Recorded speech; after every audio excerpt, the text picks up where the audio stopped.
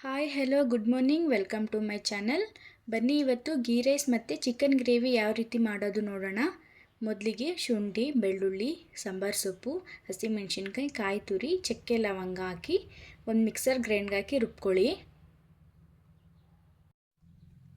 ರುಬ್ಬಿದ ನಂತರ ಒಂದು ಪಾತ್ರೆನ ಕಾಯಕ್ಕೆ ಇಟ್ಕೊಂಡು ಅದಕ್ಕೆ ಎಣ್ಣೆ ಹಾಕ್ಕೊಳ್ಳಿ. ಹೋಲ್ ಸ್ಪೈಸಸ್ ಹಾಕಿ ಮತ್ತು ಈರುಳ್ಳಿ, ಹಸಿಮೆಣಸಿನ್ಕಾಯಿ ಕೂಡ ಹಾಕಿ ಫ್ರೈ ಮಾಡಿ.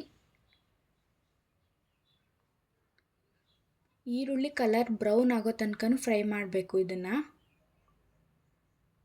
ಹಾಗೆ ಫ್ರೈ ಮಾಡ್ತಾಯಿರಿ.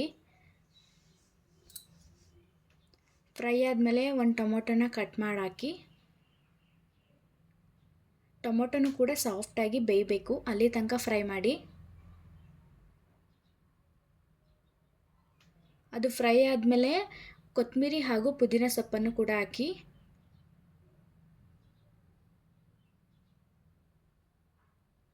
ಫ್ರೈ ಆದಮೇಲೆ ಮತ್ತೆ ಇವಾಗ ಮಿಕ್ಸಿಲಿ ಗ್ರೈಂಡ್ ಮಾಡ್ಕೊಂಡಿರುವಂಥ ಮಸಾಲೆಯನ್ನು ಕೂಡ ಹಾಕಿ ಫ್ರೈ ಮಾಡಿ.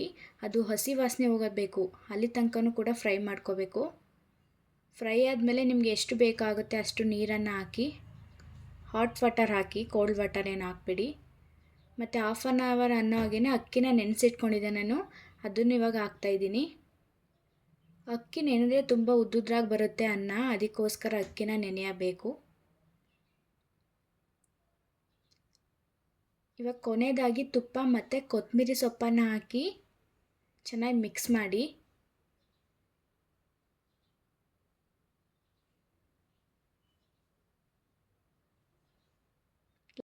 ಲಾಸ್ಟಲ್ಲಿ ಸ್ವಲ್ಪ ಕೊತ್ತಂಬರಿ ಸೊಪ್ಪನ್ನು ಹಾಕಿ ಗಾರ್ನಿಷ್ಗೋಸ್ಕರ. ಟೇಸ್ಟ್ ತುಂಬ ಚೆನ್ನಾಗಿರುತ್ತೆ.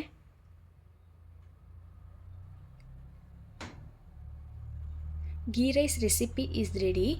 ನೆಕ್ಸ್ಟ್ ಚಿಕನ್ ಗ್ರೇವಿ ಯಾವ ರೀತಿ ಮಾಡೋದು ನೋಡ್ಕೊಂಡು ಬರೋಣ ಬನ್ನಿ. ಅದಕ್ಕೆ ಬೇಕಾಗಿರೋ ಸಾಮಗ್ರಿಗಳು: ಈರುಳ್ಳಿ, ಹಸಿಮೆಣಸಿನ್ಕಾಯಿ, ಶುಂಠಿ, ಬೆಳ್ಳುಳ್ಳಿ, ಚಕ್ಕೆ ಲವಂಗ, ಸೋಂಪು, ಗೋಡಂಬಿ ಮತ್ತು ಬಾದಾಮಿ, ಕೊತ್ತಂಬರಿ ಹಾಗೂ ಪುದೀನ ಸೊಪ್ಪು. ನೆಕ್ಸ್ಟ್ ಒಂದು ಪಾತ್ರೆಗೆ ಎಣ್ಣೆ ಹಾಕಿ ಅದಕ್ಕೆ 2 ಸ್ಪೂನ್ ಕಾಯಿ ತುರಿ ಮತ್ತು ಇವಾಗ ಹೇಳಿರುವಂತಹ ಮಸಾಲೆನೆಲ್ಲ ಹಾಕಿ ಎಣ್ಣೆ ಹಾಕಿ ಫ್ರೈ ಮಾಡಿ. ಅದು ಕಲರ್ ಚೇಂಜ್ ಆಗಿ ಘಮ ಬರೋ ತನಕ ಹುರ್ಕೊಳ್ಳಿ.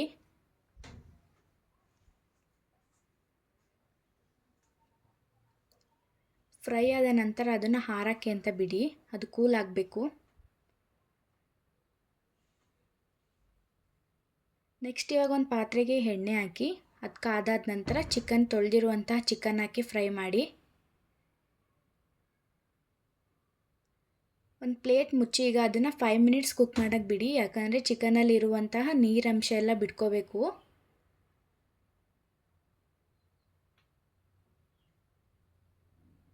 ನೆಕ್ಸ್ಟ್ ಚಿಕನ್ ನೀರು ಬಿಟ್ಕೊಂಡ್ಮೇಲೆ ಅದಕ್ಕೆ ಸ್ವಲ್ಪ ಉಪ್ಪು ಮತ್ತು ಅರಿಶಿನದ ಪುಡಿಯನ್ನು ಹಾಕಿ.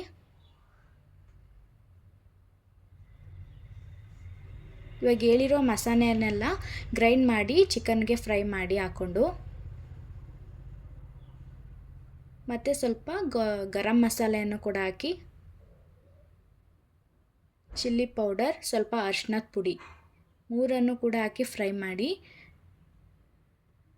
ಕೊನೆಯದಾಗಿ ಕೊತ್ತಂಬರಿ ಸೊಪ್ಪು ಹಾಗೂ ಪುದೀನ ಸೊಪ್ಪು ಹಾಕಿ ಫ್ರೈ ಮಾಡಿ.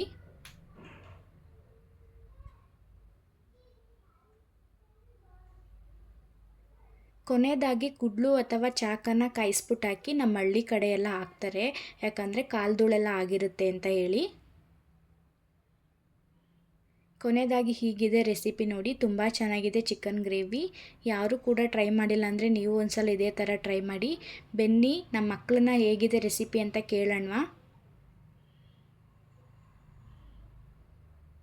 ಲಕ್ಷಿ, ಹೇಗೈತೆ ರೆಸಿಪಿ?